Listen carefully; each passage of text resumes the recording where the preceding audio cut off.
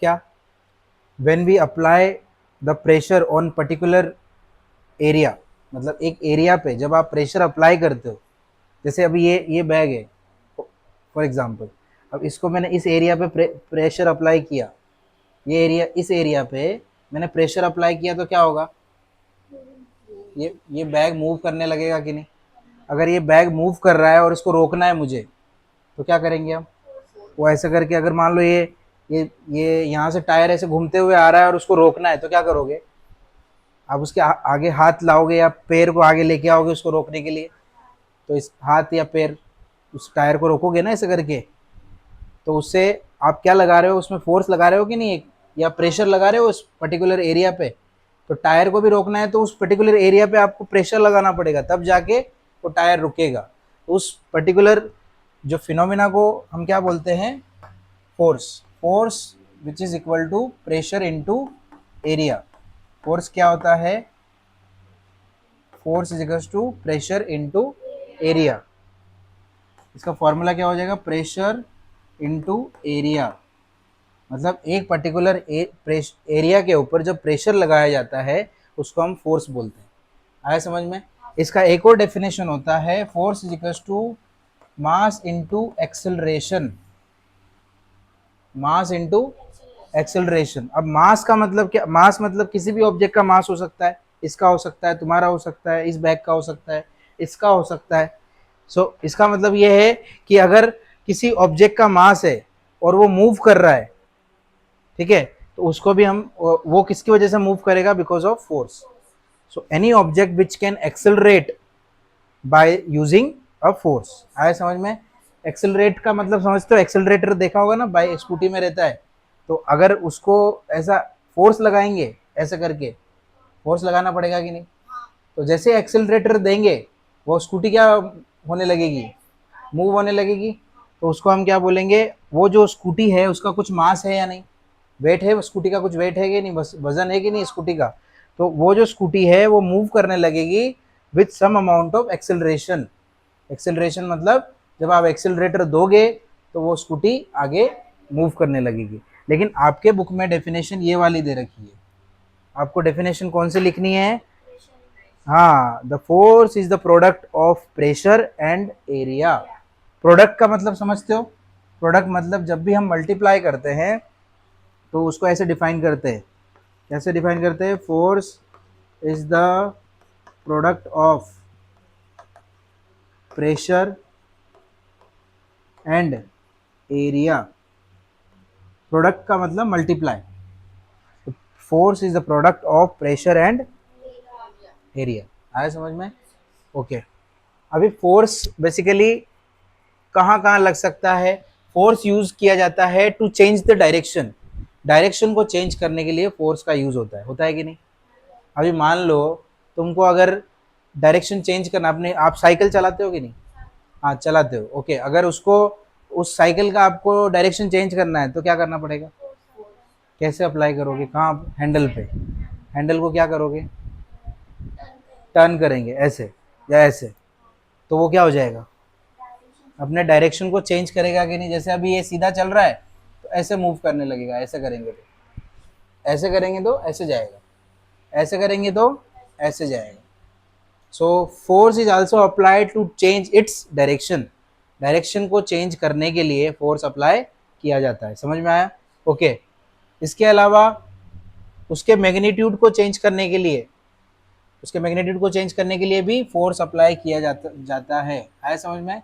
तो फोर्स जो है मैग्नीट्यूड और डायरेक्शन दोनों को चेंज, अभी मैग्नीट्यूड का मतलब है अगर आप उसका मास चेंज करोगे किसी ऑब्जेक्ट का तो उसमें फोर्स कम ज़्यादा लगता है कि नहीं।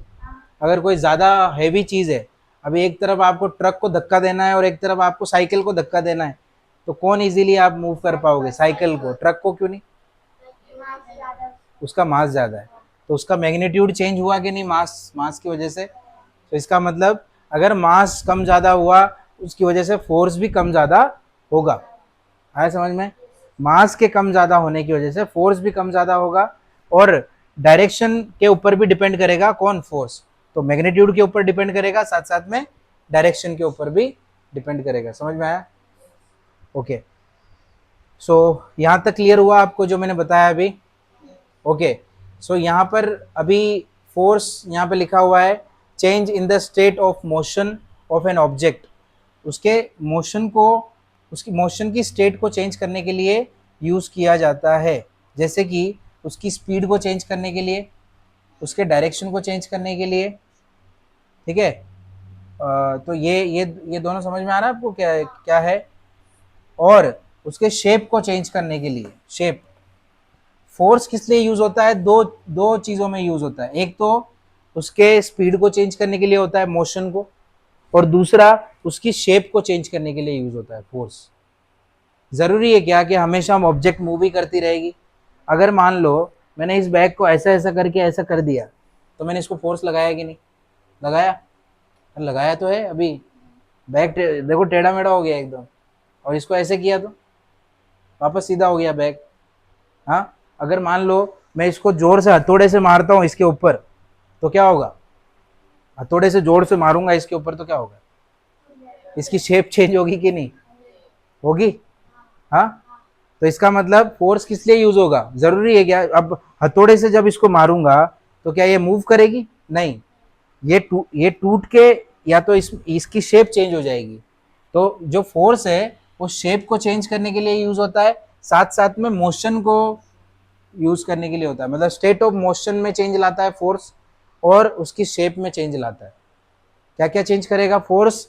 मोशन करेगा और शेप में चेंज लेके आएगा।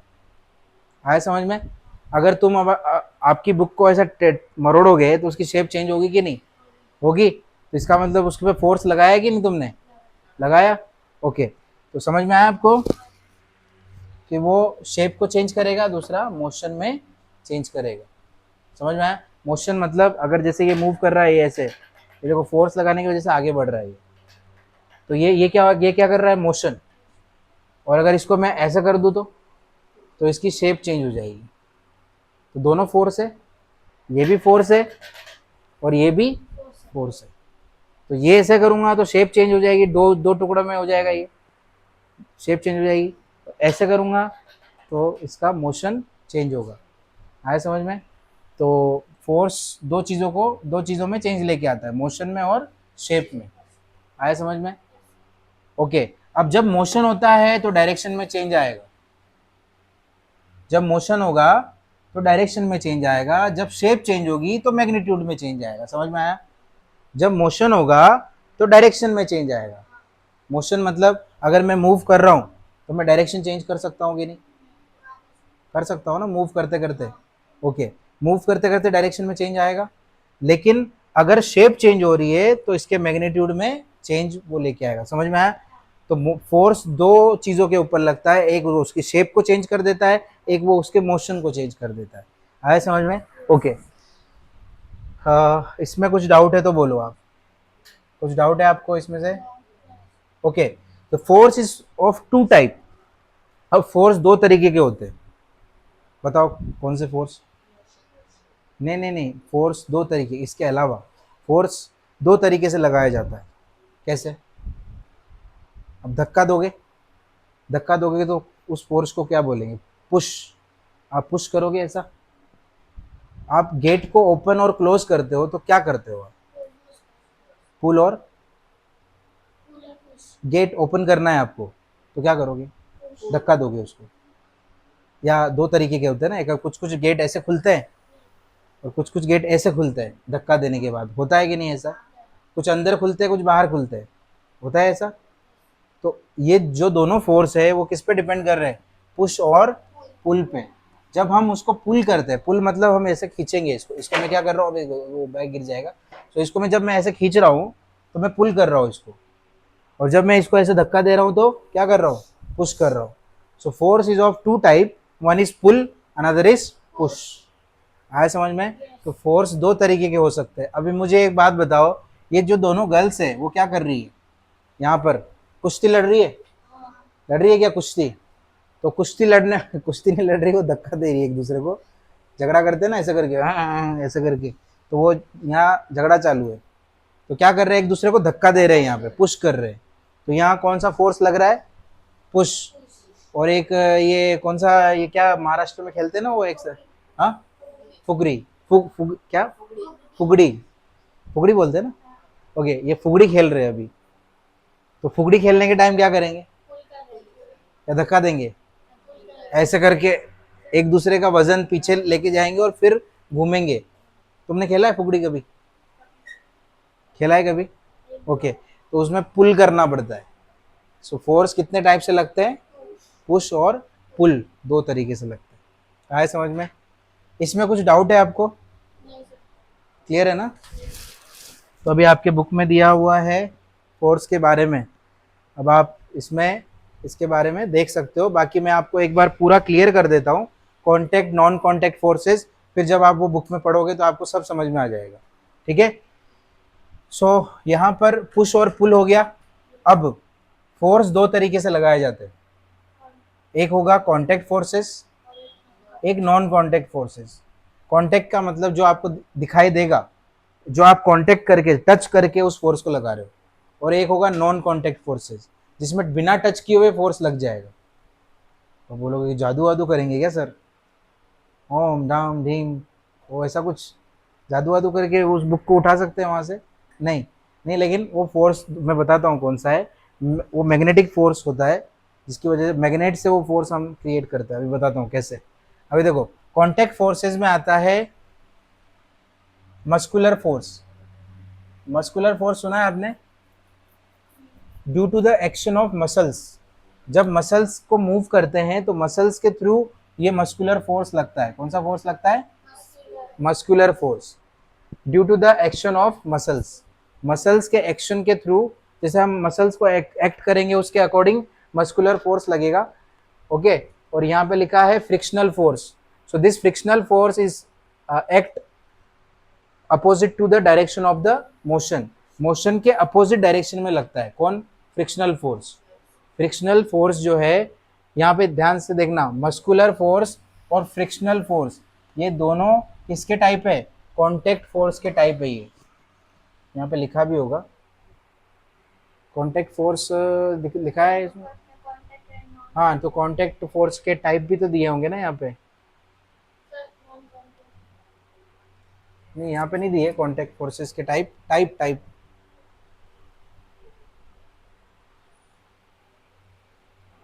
नहीं, आपको ऐसा डिटेल में नहीं दिया है ज़्यादा।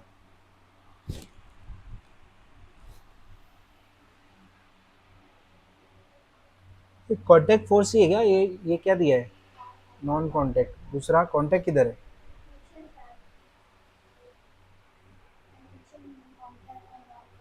ये देखो मस्कुलर फोर्स दिया है, मस्कुलर फोर्स, और दूसरा एक और दिया होगा, देखो फ्रिक्शनल फोर्स भी दिया होगा कहीं पे, देखो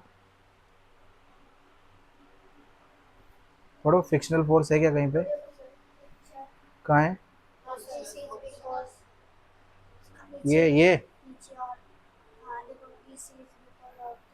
बिकॉज ऑफ फ्रिक्शनल, हाँ, force of friction between the two surface.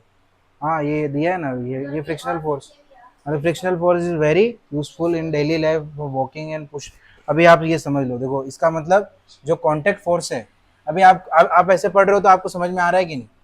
Force के टाइप, फोर्स डायरेक्शन से चेंज हो सकता है, force are equal in magnitude but opposite direction cancel each other. आया समझ में? मैग्नीट्यूड इक्वल इक्वल होगा, मास इक्वल होगा यहाँ पे, लेकिन जो डायरेक्शन होंगे वो दोनों डायरेक्शन एक दूसरे के अपोजिट होंगे। आया समझ में? सो ये तो समझ में आ गया। फिर ये भी मैंने बता दिया कि ये शेप को चेंज कर सकता है, ये मोशन को भी चेंज कर, मोशन में चेंज आने की वजह से फोर्स चेंज हो सकता है, और नहीं, फोर्स लग सकता है, और शेप में चेंज आने की वजह से भी फोर्स लगता है। फिर मैंने ये भी बताया था फोर्स दो टाइप के हैं, कॉन्टैक्ट और नॉन कॉन्टैक्ट। तो कॉन्टैक्ट में आएगा मस्कुलर फोर्स और फ्रिक्शनल फोर्स। अब मस्कुलर फोर्स जो मसल से लगेगा, जो मसल्स के थ्रू लगने वाला है, जैसे कि हम मसल से कोई भी चीज़ उठाते कि नहीं? आप मसल्स यूज़ करते हो कि नहीं? हाँ, घर में कोई भी सामान उठाना है तो आप किसका यूज़ करोगे? हाथों का यूज़ करोगे। तो हाथ क्या है? ये सब मसल्स है। तो मस्कुलर फोर्स कहाँ एक्ट होगा? ये बेसिकली कोई भी जो भी घर में एक्टिविटीज़ करते हो उसके लिए मस्कुलर फोर्स यूज होता है। समझ में आया? सो यहाँ पे क्या लिखा हुआ है, the force is seen to act through a direct contact of object और वाया वन मोर ऑब्जेक्ट। मतलब एक ऑब्जेक्ट को जब हम डायरेक्ट कांटेक्ट करके फिर उस जो फोर्स लगाते हैं उसको हम कांटेक्ट फोर्स बोलेंगे। कांटेक्ट मतलब उसको टच करना पड़ेगा आपको। ठीक है, तो यहाँ डेफिनेशन लिखी हुई है, आप अंडरलाइन करना चाहो तो कर सकते हो। वो बोतल दे दो मुझे, पीछे रह गई। आपको समझ में तो आ रहा है ना मैं जो बता रहा हूँ? आया समझ में? इसको क्या करना पड़ेगा, कांटेक्ट करके इस फोर्स को अप्लाई करना पड़ेगा। आया समझ में? So force is applied between two object even if two objects are not in contact, such forces are called non contact forces. अभी क्या बताओगे, बोलो क्या डेफिनेशन लिखोगे?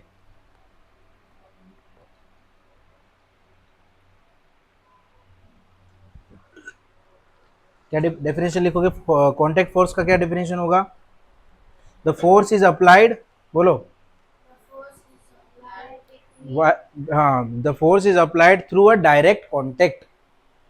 The force is applied through a direct contact, it is called contact force. एक force जो apply किया जा रहा है वो डायरेक्टली कांटेक्ट करके अप्लाई किया जा रहा है, इसको टच करके किया जा रहा है। तो डायरेक्ट कांटेक्ट कर रहा हूं कि नहीं मैं इससे, and then I am applying the force.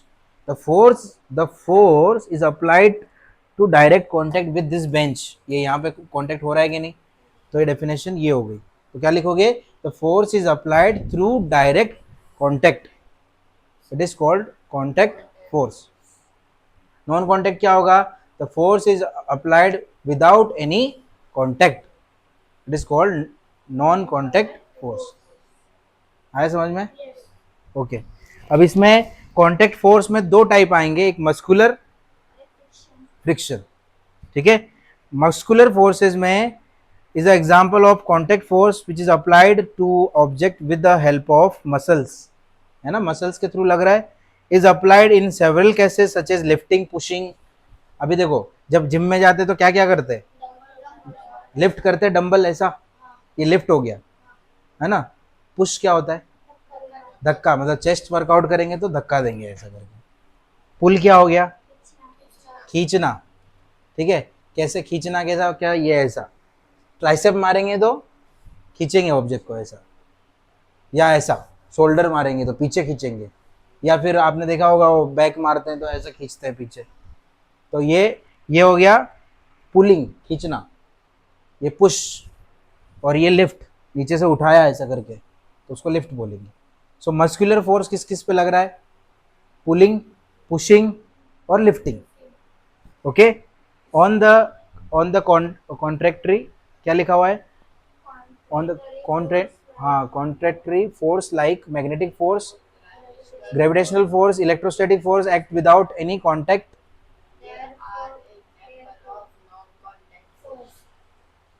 हाँ बोलो, अभी इसका मतलब क्या है? अब नॉन कॉन्टैक्ट फोर्सेस में आ गया है मैग्नेटिक फोर्स, ग्रेविटेशनल फोर्स और इलेक्ट्रोस्टैटिक फोर्स ऑफ अट्रैक्शन जो होता है वो। अब इसमें मैग्नेटिक फोर्स, ग्रेविटेशनल फोर्स और इलेक्ट्रोस्टैटिक फोर्स ये आपको दिखाई देते हैं क्या?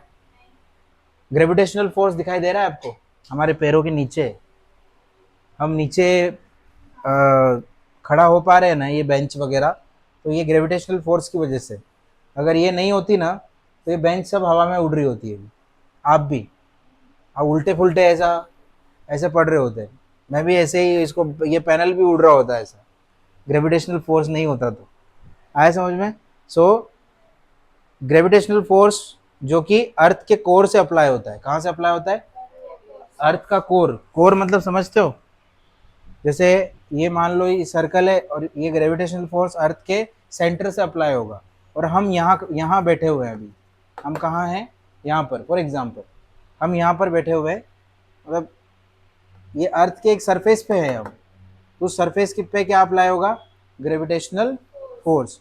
दूसरा, इसमें मैग्नेटिक फोर्स भी लगेगा, तो यहाँ मैग्नेटिक फील्ड लाइंस ऐसे प्रोड्यूस होती है। ये सर, सॉरी मैं क्या बोल रहा हूँ, ये मैग्नेटिक फील्ड लाइंस मतलब ऐसे इस तरीके से प्रोड्यूस होती है, यहाँ से ये ऐसा, यहाँ से ऐसा, फिर ऐसा, इसके चारों तरफ ऐसा मैग्नेटिक फील्ड लाइंस होती है अर्थ के चारों तरफ। ठीक है, ये मान लो अर्थ है ये वाली, ओके, और इसके चारों तरफ क्या रहती है, मैग्नेटिक फील्ड लाइंस होती है। ठीक है, मैग्नेटिक फील्ड लाइंस मतलब मैग्नेट कैसे ये फोर्स लगाती है, मैग्नेट देखा है आपने, दो मैग्नेट को पास लेके आते हैं तो उसके बीच में एक फोर्स लगता है। तो वैसे ही हमारे अर्थ में भी मैग्नेटिक फील्ड लाइंस है। अर्थ एक मैग्नेट का काम करती है, पता है आपको। तब तभी वो सन के चारों तरफ जब चक्कर लगाती है तो वो गिरती नहीं है इधर उधर, वरना हवा में, अर्थ तो हवा में ही है ना। हाँ, अर्थ को किसने पकड़ा हुआ है, शिव जी ने। तो वो रील वील देखा होगा आपने, बहुत से बच्चे बोलते हैं किसी ने शिव जी ने, किसी ने हाथ में लगाया हुआ है, किसी ने ये। नहीं, अर्थ हवा में है अभी, अर्थ स्पेस के अंदर है, यूनिवर्स के अंदर है अर्थ। अर्थ स्पेस के अंदर ही तो है अर्थ। हाँ, कहाँ है अर्थ बताओ। हाँ, अभी आप अर्थ पे हो, पर अर्थ कहाँ है। हाँ, गैलेक्सीज के अंदर है। तो गैलेक्सी में क्या है, कहीं कोई पत्थर वत्थर है जिसके ऊपर अर्थ बैठी हुई है, ऐसा तो क्या है। ग्रेविटी है। वो ग्रेविटी कैसे लग रही है, मैग्नेटिक फोर्स की वजह से, मैग्नेटिक फील्ड लाइंस की वजह से। आया समझ में। तो टोटल 3 फोर्स लग रहे हैं यहाँ पे, ध्यान से समझना। यहाँ पर हमें ये सर्कल जो है, मैंने आपको जैसे कि बताया कि जैसे मान लो ये सर्कल है, ये अर्थ है फॉर एग्जांपल। अब इस अर्थ के सेंटर से मैंने बोला कि यहाँ से यहाँ तक ये यहाँ से ग्रेविटेशनल फोर्स लगता है, क्या लगता है, ग्रेविटी है यहाँ पे। तो ग्रेविटी है, और इसी के थ्रू यहाँ पे मैंने बोला यहाँ पे क्या होगा, यहाँ मैग्नेटिक फील्ड लाइंस होगी। आया समझ में। तो इस ग्रेविटी की वजह से यहाँ पर क्या है, मैग्नेटिक फील्ड लाइंस है। तो ये इनको हम बोलते हैं मैग्नेटिक फील्ड। ठीक है, फील्ड लाइंस। ओके।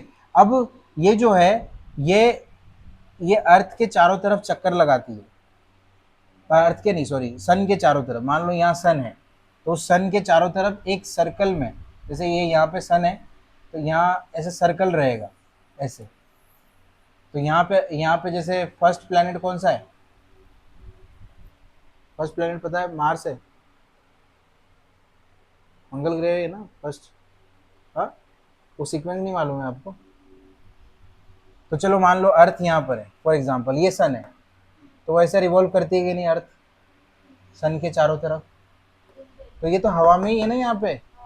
हाँ, तो ये गिर क्यों नहीं रही है इधर उधर, इधर भी तो गिर सकती है, इधर भी गिर सकती है, क्यों नहीं गिर रही है, बिकॉज इनके और इसके बीच में एक फोर्स है जिसको हम बोलते हैं इलेक्ट्रोस्टैटिक फोर्स।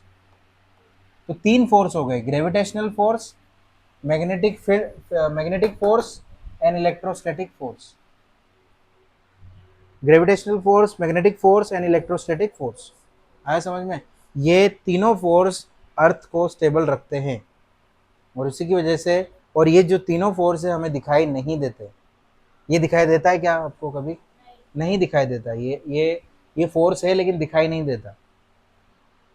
ये फोर्स है लेकिन ये भी दिखाई नहीं देता। ग्रेविटेशनल फोर्स दिखाई दे रहा है, कहीं दे रहा है क्या आपको, मुझे तो नहीं दिख रहा। ओके, मैग्नेटिक फील्ड लाइंस भी दिखाई नहीं देगी, लेकिन फील्ड लाइंस होती है। अगर ये फील्ड लाइंस नहीं होना तो हमारी अर्थ जल 2 टुकड़ों में डिवाइड हो जाए, जल जाएगी।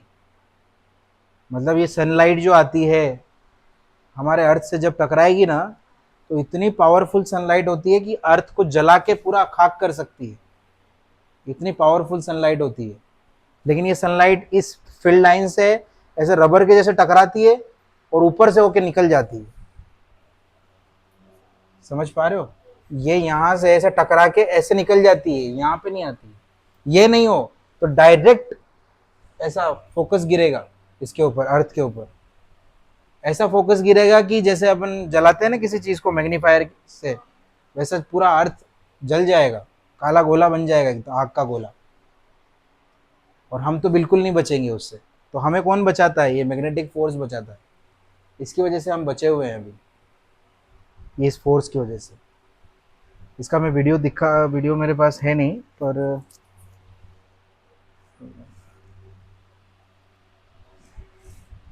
इसमें तो ये चल रहा है ना,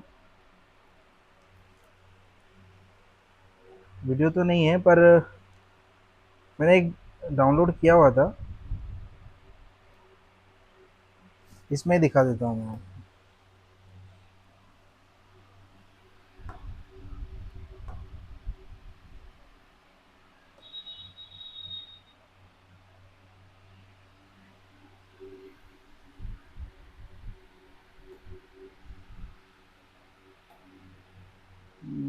फिर वापस वो चैप्टर ऐड कर सकते हैं, हाँ ऐड कर सकते हैं।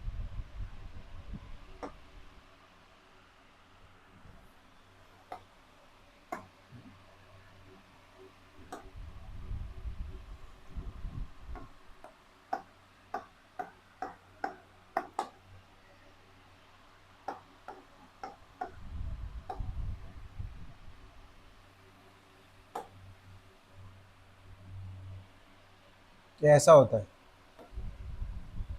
अर्थ के चारों तरफ, ये बीच में अर्थ है, ये अर्थ है बीच में फॉर एग्जांपल, तो अर्थ के चारों तरफ ऐसा रहता है सिस्टम। जब सनलाइट आती है तो वो सनलाइट है ना, यहाँ से ऊपर से होते हुए निकल जाती है ऐसे। बस कुछ कुछ सनलाइट जो बीच बीच में आ पाती है वो यहाँ पे टकरा, यहाँ पे हमारे अर्थ तक पहुँचती है। बाकी सनलाइट का जो जितनी भी गर्मी है वो सारा गर्मी ये इसके ऊपर से ऐसे होके निकल जाता है।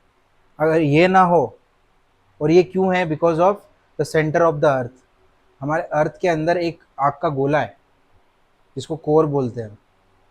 उस कोर में कम से कम जितना सन में गर्मी है ना, ऑलमोस्ट 10,000 डिग्री सेल्सियस या उससे भी ज़्यादा, तो उतना ही उसके अंदर हीट है अर्थ का जो सेंटर है वहाँ से।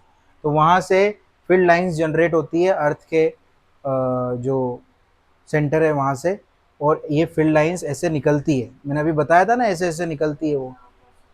तो जो सनलाइट जब आएगी तो ऐसा होके आएगी ऐसा। लेकिन अगर सपोज कोई ऐसा ऐसा जाल है, तो उस जाल में आप अंदर इजीली घुस पाओगे क्या? अंदर जा पाओगे? अगर आपको ऐसा जाल बिछाया गया है तो आप क्या करोगे, या तो इसके ऊपर से निकल जाओगे, ऐसे करोगे ना।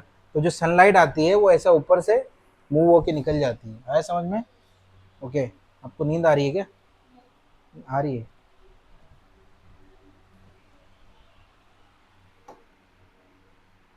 ओके, तो ये तीन फोर्सेस है जो नॉन कांटेक्ट फोर्सेस में आएगा। कौन से?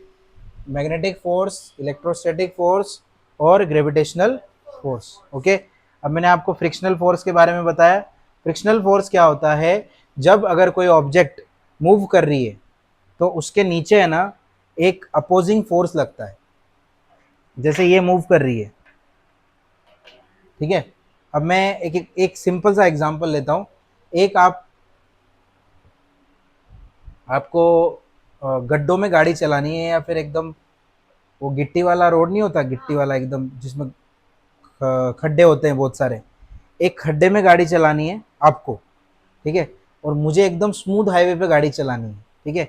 किसमें टाइम ज़्यादा लगेगा और टायर किस में ज़्यादा घिसेगा?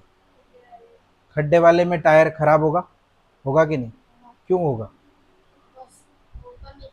ऊपर नीचे है और उसमें फ्रिक्शन ज़्यादा लगेगा। आया समझ में? और जो एकदम प्लेन रोड है उसमें उसमें कम फ्रिक्शन लगेगा।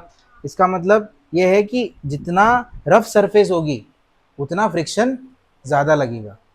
तो फ्रिक्शनल फोर्स जो है अपोजिंग फोर्स होता है। जैसे कि मैं अगर इसको धक्का इधर दे रहा हूँ, फॉर एग्जांपल अगर मैं यहाँ पर धक्का दे रहा हूँ, ये ऑब्जेक्ट है, मान के चलते हैं ये हमारा क्यूब है, ये ऑब्जेक्ट है, मैं इसको मूव कर रहा हूँ ये साइड में, मैं इसको इधर धक्का दे रहा हूँ, ये फोर्स है। तो फ्रिक्स ये फोर्स है, तो ये फ्रिक्शनल फोर्स इधर लगेगा। आया समझ में? फ्रिक्शनल फोर्स, तो ये इस साइड में लगेगा। फोर्स इस तरफ लग रहा है तो ये इसके अपोजिट लगेगा। आया समझ में? अगर ये फ्रिक्शनल फोर्स ना हो तो हम कभी यहाँ खड़े रह ही नहीं पाएंगे, हम ऐसे फिसलने लग जाएंगे पूरा। तो वो साबुन अगर कुछ गिर जाए नीचे टाइल वगैरह पे तो फिसलन होती है कि नहीं? तो फ्रिक्शन उसकी वजह से कम हो जाता है। अगर मान लो यहाँ साबुन गिरा दूँ बहुत सारा, ठीक है, या डिटर्जेंट गिरा दूँ और फिर बाइक या साइकिल चला के बता दो यहाँ पे, चला पाओगे साइकिल? क्या होगा? टाइल के ऊपर अगर साबुन या सपोज ये डिटर्जेंट गिरा हुआ है और उस टाइल के ऊपर आप गलती से साइकिल या मोटरसाइकिल लेके आ गए तो क्या होता है। और कभी आपने ये भी देखा होगा, अगर रोड पे ऑयल गिरा हुआ होता है तो भी बाइक फिसल जाती है ना, कंट्रोल बनता है क्या ऑयल गिरने के बाद? नहीं। तो ऑयल से क्या होता है, फ्रिक्शन कम हो जाता है, इसीलिए गाड़ियों के अंदर भी डालते हैं ऑयल, पता है आप? जब इंजन घूमता है तो इंजन के जो जो चक्के होते हैं वो भी घूमते हैं, तो वो अगर मान लो जैसे वो चक्के घूमेंगे तो क्या होगा, उनमें क्या होगा, एक दोनों के बीच में फ्रिक्शन क्रिएट होगा। तो वो फ्रिक्शन को कम करने के लिए हम ऑयल यूज़ करते हैं। कौन सा ऑयल? Engine oil. सुना है आपने इंजन ऑयल? क्यों डालते हैं इंजन ऑयल? फ्रिक्शन कम करने के लिए। अगर इंजन ऑयल नहीं डालेंगे तो क्या होगा, वो जो चक्के हैं वो घूमते हैं ना इंजन में, वो ऐसे ऐसे, तो वो क्या हो जाएंगे, घिस घिस के उसमें आग लग जाएगी। समझ में आ रहा है? इसलिए धुआं निकलता है इंजन में अगर इंजन ऑयल नहीं रहेगा तो। और फिर वो ऐसा घिस घिस के इंजन ऑयल काला हो जाता है पूरा, क्योंकि वो मेटल का जो फ्रिक्शन है वो मेटल के साथ रिएक्ट कर करके इतना रिएक्ट करता है कि वो कुछ 1.5 2 महीने 4 महीने में, 2 महीने 3 महीने में काला पड़ जाता है वो इंजन ऑयल। समझ में आ रहा है? तो ये साइंस है फ्रिक्शन की। फ्रिक्शन हर जगह होता है। समझ में आया? हर एक मशीन के अंदर फ्रिक्शन होता है, नहीं होगा तो मशीन काम ही नहीं करेगी। आया समझ में? चाहे वो पुली हो, पुली मतलब, पुली देखी है आपने? पुली, पुली मतलब वो जो क्रेन देखी है? क्रेन में वो चक्का होता है और उसको उठाता है वो ऐसा करके, ये क्रेन होती है। क्रेन में ऐसा चक्का रहता है, वो ऐसा उठाता है ना, ये यहाँ से उठा रहा है, मान लो ये क्रेन है और यहाँ से वो उसको उठा रहा है एक बॉक्स को, तो यहाँ पे भी वो लगा होता है, तो लोहे वो रहता है ना इसका, आयरन का रहता है वो, रस्सी रहती है आयरन की, तो वो उसको भी खींचता है, तब भी यहाँ पे फ्रिक्शन लगता है इस जगह पे। और कुछ टाइम के बाद ये भी टूट जाता है, ये वाला हिस्सा, ये रस्सी टूट जाती है, इतनी मजबूत होने के बाद भी, लोहे की होती है इतनी मोटी, फिर भी टूट जाती है वो कुछ टाइम के बाद। क्यों? क्योंकि बार बार जब आप उसको ऐसा उठाओगे, ये करोगे, उठाओगे, ये करोगे, तो यहाँ पे क्या होगा, फ्रिक्शन होगा। समझ में आया? कह रहे फ्रिक्शन का मतलब, फ्रिक्शन कहाँ लगता है, फोर्स के अपोजिट डायरेक्शन में लगता है, उसको हम फ्रिक्शनल फोर्स बोलते हैं। आया समझ में? क्या बोलते हैं उसको? Frictional force. ओके, चलो नेक्स्ट। तो यहाँ पे क्या लिखा हुआ है अभी पढ़ लो, एक बार पढ़ो।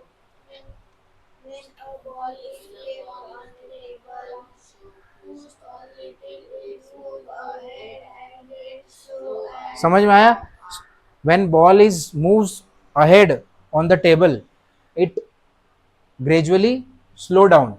Why it is gradually slow down?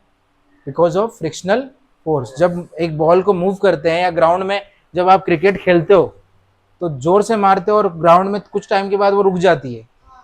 क्यों? फ्रिक्शन की वजह से। आए समझ में? आगे पढ़ो।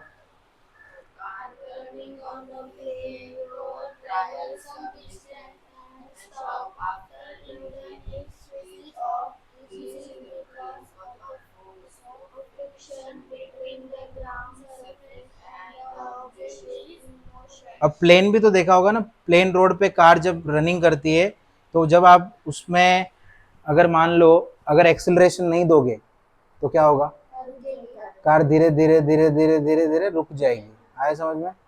अगर मान लो उसमें रेस ही नहीं दे रहे हो और फिर आप कुछ कर ही नहीं रहे हो कार में, तो क्या होगा, कुछ टाइम के बाद वो अपने आप रुक जाएगी। क्यों रुकेगी? Because of friction. फ्रिक्शन, ठीक है।